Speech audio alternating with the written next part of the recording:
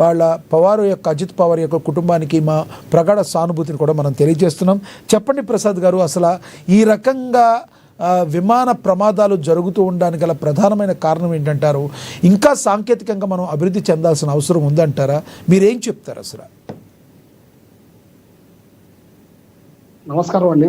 నమస్తే సార్. ప్రేక్షకులందరికీ నమస్కారాలు. నమస్తే సార్. చాలా దిగ్భ్రాంతికరమైన సంఘటన ఇది. మన ప్రముఖ లీడర్, భారతదేశం ఒక మంచి రాజకీయవేత్తని కోల్పోయింది అనుకున్న సందర్భం. పోతే ఇప్పుడు మనకి వచ్చి విమాన ప్రమాదాలు అనేది తప్పు జరుగుతుంది అంటే ఆ లోపాలని మనం ఇప్పుడు ప్రస్తుత పరిస్థితి ఏం జరిగింది అనేది కరెక్ట్ గా విశ్లేషించలేకపోయినా there are 2 factors అండి. ఒకటేమో సాంకేతిక లోపం కానీ లేకపోతే మానవ తప్పిదం కానీ, రెండు కారణాలు జరిగి ఉండొచ్చు. ఇది క్రాష్ ల్యాండింగ్ అని నేను వార్తల ద్వారా వింటూ జరిగింది. క్రాష్ ల్యాండింగ్ అంటే ఇప్పుడు యాక్చువల్లీ అక్కడ కింద అండర్ క్యారేజ్ అంటారు దాన్ని, వీల్స్ వస్తాయి బయటికి, ఆ వీల్స్ మీద మనం ల్యాండ్ అవుతాం. ఆ వీల్స్ ఓపెన్ అయినాయా లేదా అనేది ఒకటి సందేహం. సెకండ్, పైలట్ ఏమన్నా ఇంకా కొంచెం హైట్ లో ఉండగానే ల్యాండ్ చేయడానికి ప్రయత్నించాడా అనేది రెండో కారణం అండి. ఈ ఒకటి సాంకేతిక లోపం అయినా ఉండాలి, మానవ తప్పిదమైనా ఉండాలి. ఈ రెండింటిలో ఒకటి జరిగి ఉంటుందని నా అభిప్రాయం సార్. ఇంకా మనకి పూర్తి వివరాలు రావాలి, ఇంకా రాలేదు. అదే సంగతి. లోపం అయితే అయ్యుండొచ్చు. తరచుగా ఇప్పుడు మనం మాట్లాడుకున్నవి కొంతమంది సెలబ్రిటీస్, విఐపీల గురించి మాట్లాడుకున్నాం. తరచుగా ఇంకా రీసెంట్గా కూడా మనం 60 మంది భారతీయులను కోల్పోయిన పరిస్థితి మనకి తెలుసు. ఇలా తరచూ ప్రమాదాలు జరుగుతుంటే సాంకేతికంగా మనం ఇంకా అభివృద్ధి చెందాల్సి ఉందంటారా? మరి ప్రపంచవ్యాప్తంగా ఇంకా విమానయాలు ఇంకా ఎంత అద్భుతంగా ఉన్నాయి, వాటి దగ్గర నుంచి టెక్నాలజీని ఇంకొంచెం సాధించుకోవాల్సిన అవసరం ఉందంటారా?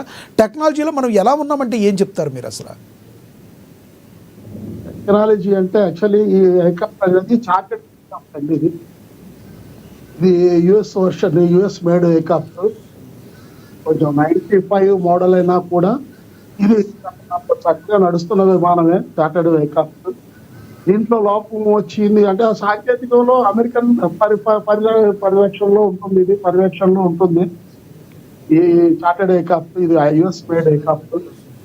దీంట్లో సాంకేతిక ఇంకా ఇంప్రూవ్మెంట్ అంటే దట్ ఈస్ మన ఇండియాలో తిరుగుతున్న విమానాలన్నిటికీ కూడా DGCA మానిటర్ చేస్తుందండి. ఆ DGCA ఇంకా ఏమైనా ఇంప్లిమెంట్ చేస్తుందో లేదో అవి కూడా మనం చూసుకోవాలి.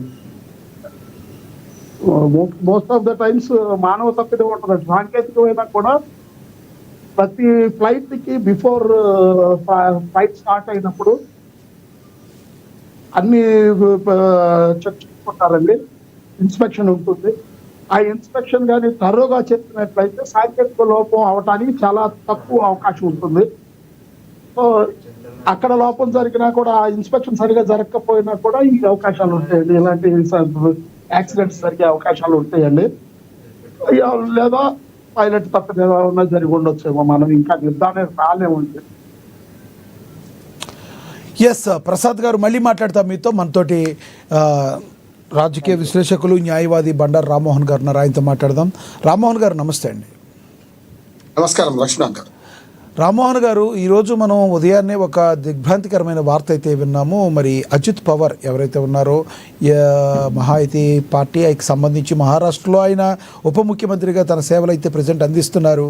ఆయన దుర్మరణం పాలవటం మనందరినీ కూడా ఒక రకంగా దిగ్భ్రాంతి కలిగించే వార్త. మహారాష్ట్రలో అయితే చాలామంది శోక సందర్భంలో మునిగిపోయిన పరిస్థితి మనమైతే చూస్తున్నాం.